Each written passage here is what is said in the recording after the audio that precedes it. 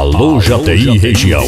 Vem aí a 41ª Festa da Fogueira e a primeira etapa do Circuito de Laço Intermunicipal, de 29 a 1º de julho. O chão vai tremer novamente em Jataí, Mato Grosso do Sul.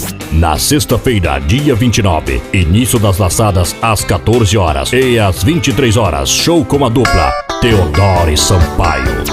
Ela é bonita, bonita até demais. Seu apelido é Pique de Goiás. No sábado, dia 30, início das laçadas às 7 horas e às 23 horas, show com a dupla Fidu e Checa. Eu tomei chifre, detox e desprezo, misturado com gelo. Tá em minha dieta que quase me fez sumir. E no domingo, dia 1º, as grandes disputas finais e às 22 horas, show com a dupla Rio Negro e Solimões.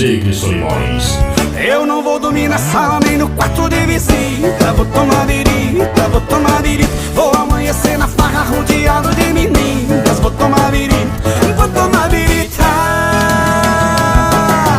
Venha você também fazer parte do maior e mais aguardado evento de Jataí região.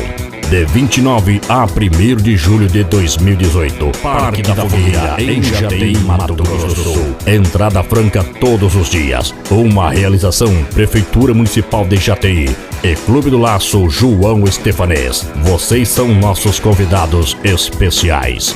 Segura essa emoção.